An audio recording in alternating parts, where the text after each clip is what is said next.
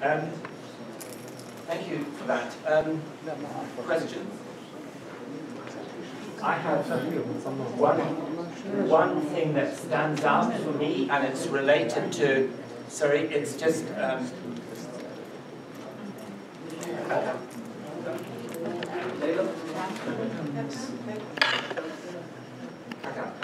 it's related to Hakam's observation. This misunderstanding or not being clear about the consequences of misconduct. I think the fact that your students were unclear, you attributed to legislation. I wondered too whether there is an issue that you identified, which is that, clearly there are so many issues of misconduct occurring, and we know this from the surveys that have been done. Most scientists get away with it because the number of cases where journals retract papers is really small in relation to the number of cases where it's occurring. So I wonder if the understanding about the consequences is there's a relationship between what you're finding and what you're finding, and legislation is just part of it, that people become aware of some of these issues. The consequences? The consequences, because we were talking about consequences, perhaps damage, economic damage or ethical damage, but before this, the future of the researcher. Yes. We can make it out of the office. Is a consequences of misconduct. We can make him stop her contract. Yes, her career and so on. Yes, I mean that's a consequence if you are caught. But what I think, we know many people are not caught. So selling the message that there are consequences, there are two issues, I think. There's the ethical, you shouldn't do it because it's wrong. And there is the other issue, well, people are doing it, we know many are doing it. The problems occur if you are caught. We know many people are doing it but are not caught. So legislation may help to deal with that. But Alistair, do you have in other university, for example, clear legislation about plagiarium and yes. in Morocco we have it. But it's new in the United States. Yeah. Like you apply. but there's not national legislation in the UK, for example, about fabrication and falsification. But it's not clear for students, for PhD students, for example. It's inside the institution. It's not. Yeah, it's just a shard. The student will sign up. You sign away. I'm not gonna do plagiarism. But if you catch someone doing plagiarism, they haven't legislation. So it is like an honor code. It's an honor code. Exactly. But there is a lack in the legislation. Okay. You cannot. No one is going to jail because he did the plagiarism. Or we have regulations that are not criminal, they're civil, so it doesn't send you to jail. Yeah. But federally, you'll lose all your funding. You won't be able to apply for certain things. As a student, you may get kicked out. And then they post your name for all eternity on the internet as having been a cheater. So it's the public shaming that also goes along with it. Now, the National Institutes of Health broadcasts names and says this person was found guilty of this, this, this, and this. It's like reputation. And many people don't get to work again after that.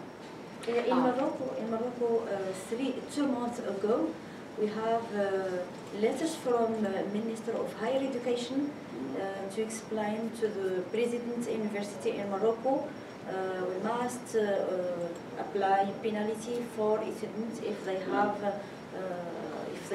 some plagiat in her thesis, for example.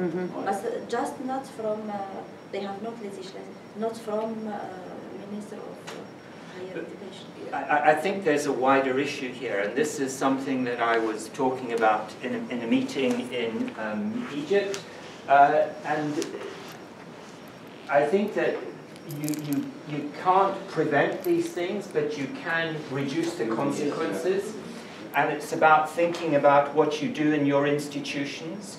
So it's about having access to laboratory books. It's about having close involvement with your students and checking that the results are there, having regular meetings so people have to present.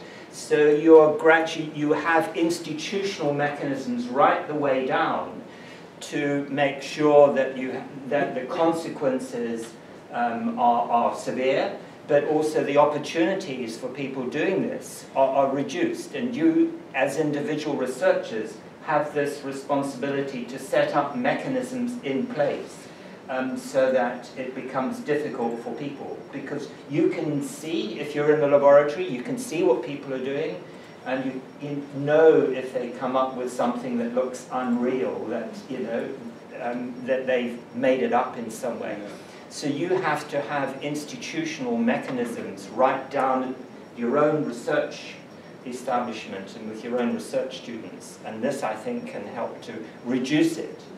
Also, I think one of the most important thing is that the faculties should be a very good example to his students. If he doesn't see his... Sure, absolutely. You are role models. Yeah, you should be very good example for that. Sorry. Any more questions?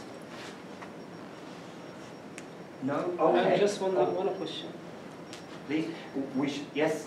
For our colleagues, Moroccan brothers, I mean, I think it's very good for you if you have a sort of network, because you are from different colleges, different universities. Yeah. So it would be more easy for you to promote responsible science by a network, a local network, I think. Why do you haven't participants from bachelor, for example, in your workshop? Bachelor. Licence. Puisque vous n'avez pas les étudiants en là, quels étudiants niveau licence? Yeah. We're talking about that time because it was a time of exam, and we cannot. Yeah. In terms of practicals, in terms of certificate that you gave, did you give it also as a certificate in cooperation with the National Academy of Science? And did that have any impact, positive or no?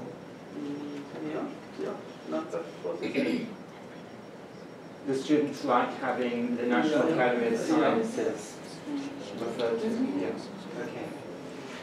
Okay, I think we're... Do you have a question?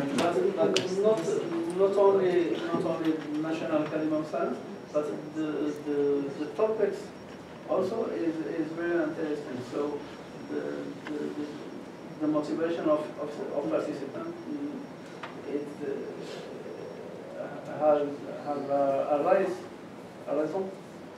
A reason. Yeah.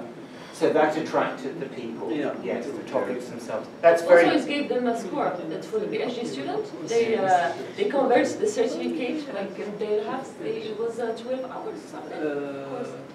12 hours. Something. Yeah, 12 hours.